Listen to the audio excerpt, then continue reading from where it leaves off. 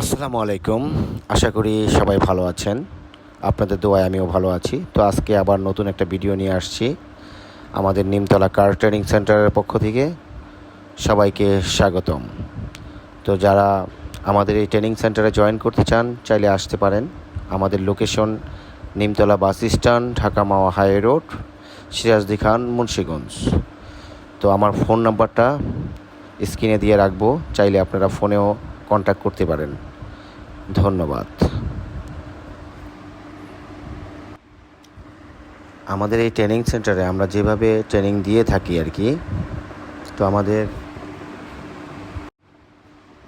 নতুন একজন যখন জয়েন করে তার সাথে আমাদের কন্ট্যাক্ট থাকে যে শুরু থেকে শেষ পর্যন্ত, কারণ সবার মাথার ব্রেন কিন্তু একভাবে কাজ করে না। সেক্ষেত্রে অনেকের সময়টা একটু বেশি লাগে, তো আমরা ওই সময়টা দিয়ে থাকি। শুরু থেকে আমরা যখন স্টার্ট করি ওই সময়টা আমরা ক্লাস গিয়ার ঠিক করার জন্য প্রথমত রাস্তায় আমরা ট্রেনিং দিয়ে থাকি। যখন মোটামুটি ক্লাস গিয়ার, অ্যাক্সিলারেটর, ব্রেক এগুলা যখন মোটামুটি কাছে আয়ত্তে চলে আসে, তখন আমরা আবার সেকেন্ড রাউন্ডে নিয়ে যাই। সেকেন্ড রাউন্ড বলতে সেখানে আমরা জিগজ্যাগ শিখাই, পাইপ রেখে আঁকা বাঁকা বানিয়ে জিগজ্যাগ শেখাই। যদি আমাদের পুরান কোনো ভিডিও আপনারা দেখে থাকেন তাহলে অবশ্যই ইতিমধ্যে বুঝতে পেরেছেন। তো এখন কিন্তু আমাদের নতুন যারা শিখছে তাদের ক্লাস চলতেছে।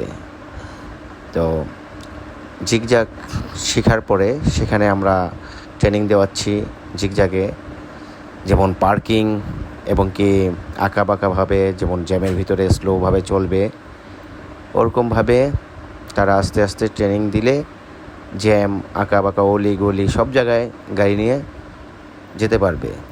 আরেকটা বিষয় হচ্ছে, যখন আমরা জিগজ্যাগ শেষ করে অন্য রাউন্ডে নিয়ে যাই, থার্ড রাউন্ডে, তা থার্ড রাউন্ড হচ্ছে আমরা ঢাল শিখাই। ঢালের ভিতরে যেমন গাড়ি ব্রেক করলে পিছনে যদি কোনো গাড়ি থাকে, তার গাড়িটা যদি পিছন দিকে যায় তো সেক্ষেত্রে কিন্তু ওই গাড়িটার সাথে লেগে যাবে। তো আমরা ঢালে প্র্যাকটিস করাই যাতে গাড়ি পিছন দিকে না যায়।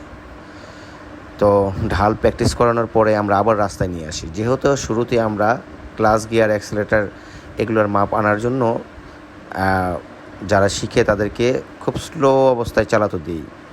তো সেক্ষেত্রে তখন আমরা যেমন 4 রাউন্ড, যেটা 4 নাম্বার রাউন্ড, ওখানে আমরা আবার থার্ড গিয়ার, 4 গিয়ার মানে টপ গিয়ার যেগুলো আছে, তো ফাঁকা রাস্তা পেলে আমরা ওই টপ গিয়ারগুলো দেওয়ার জন্য চেষ্টা করি।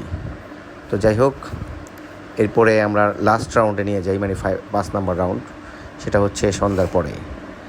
হেডলাইট জ্বালিয়ে লাইটিং সিগন্যাল সব কিছুই আমরা দেখানোর চেষ্টা করি। কেননা একটা ড্রাইভার যখন দিনের বেলা গাড়ি চালায়, প্রতিটা ট্রেনারে কিন্তু দিনের বেলা গাড়ি চালানো শেখায়, কিন্তু রাত্রে শেখায় না।